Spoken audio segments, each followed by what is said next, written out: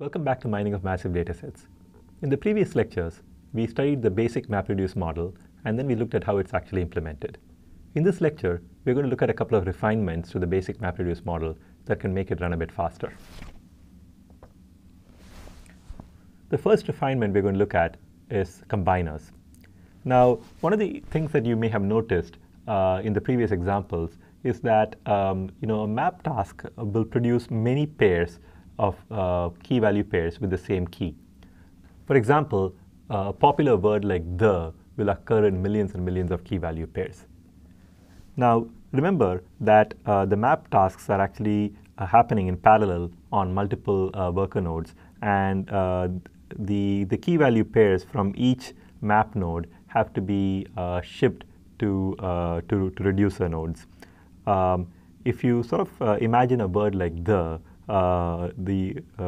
on node 1, map task 1 is probably going to see a few thousand occurrences of the word the, and map task 2 is going to see a few thousand occurrences of the word the, and so on. And so the output of map task 1 will have, let's say, 1,000 tuples with the key the and the value 1. Now, all these tuples will have to be shipped over to, let's say, to reduce task 1. Now, shipping 1,000 tuples over, all of whose keys are the and all of whose values are 1, is a lot of network overhead.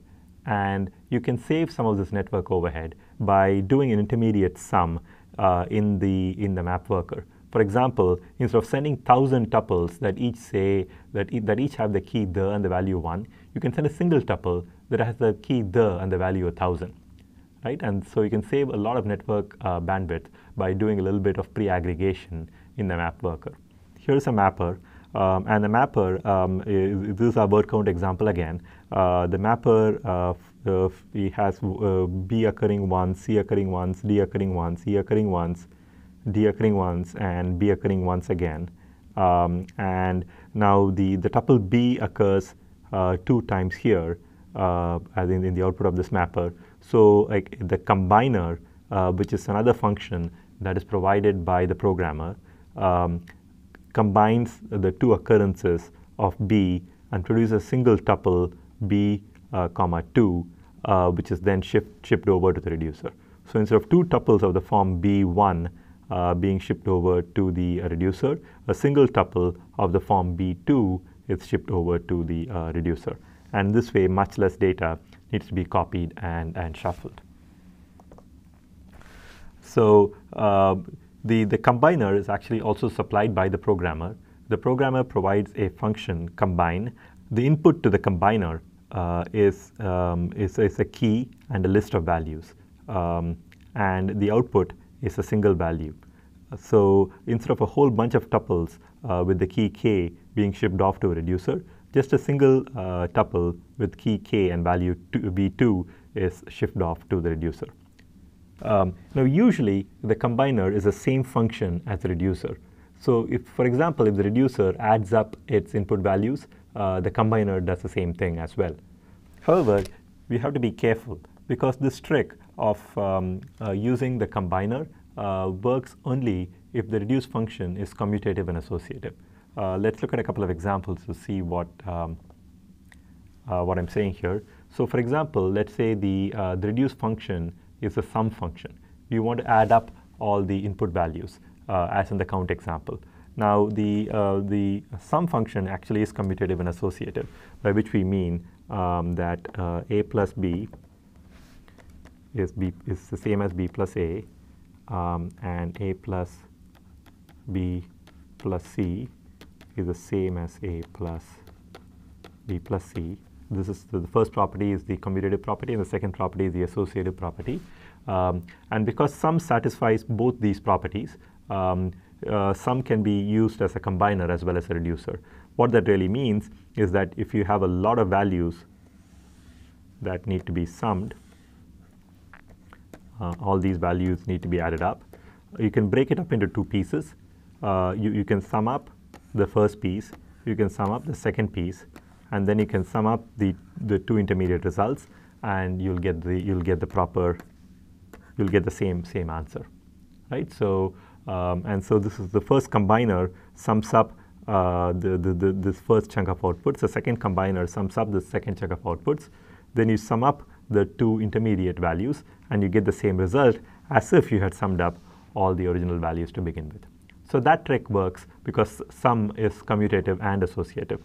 However, there are some functions that are not commutative and associative. An example might be average, right? Let's say the reducer needs to compute the average of its set of input values. So the set of input values consists of a key followed by a bunch of values,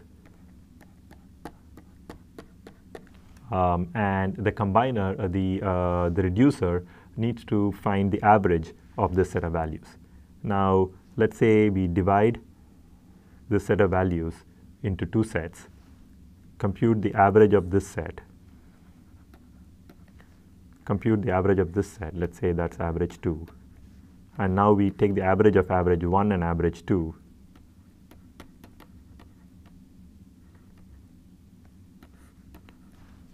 That's the average of average 1 and average 2. Now it turns out that this is actually not the same as the average of all the values that are out there.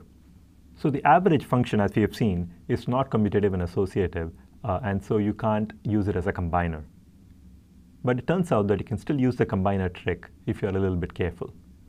Instead of using average as your reduce function, if the reduce function instead outputs a pair which consists of sum and count, okay, then the average can be computed in one extra step. It's just a sum divided by the count. So if the combiner, instead of sending the average of all its values, let's say the key and values, and here are the chunks. Now the combiner, the first combiner computes the sum of this piece and the count of this piece. The second combiner computes the sum of this piece and the count of this piece. And the third combiner computes the sum of this piece and the count of this piece. And finally, all these values, the sums and the counts, get shipped to the reducer. And the reducer computes a final sum, which is a sum of the intermediate sums it has received, a final count, which is a sum of all the counts that it has received,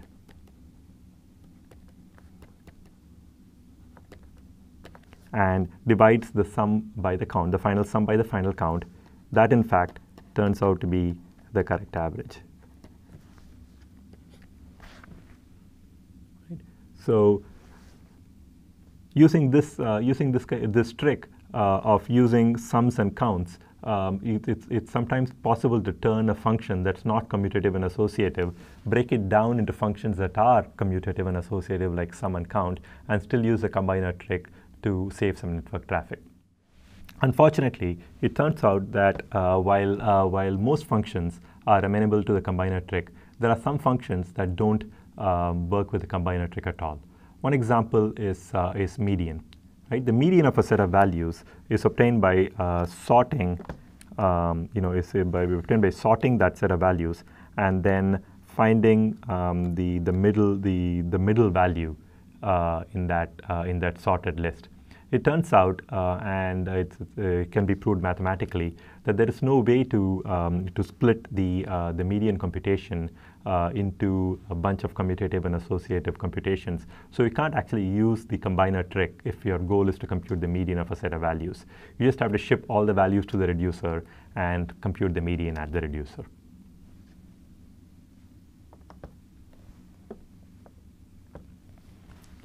The next refinement we're going to look at is the partition function. Now, remember that the MapReduce infrastructure uses a hash function on each key in the intermediate key value set. And this hash function decides which reduce node that key gets shipped to. Right? The MapReduce system uses a default partition function, which consists of hashing the key using a predefined hash function, and then taking the result modulo r. Now this gives a number from 0 to r minus 1, which decides which reducer the key is sent to. Now sometimes you may want to override this partition function with a custom partition function. For example, we might want to ensure that all the URLs from a given host, let's say, end up in the same output file and are therefore sent to the same reducer. So instead of hashing by key, you might want to hash by the host name of the URL. And the MapReduce framework allows you to specify a custom partition function that can do things like this.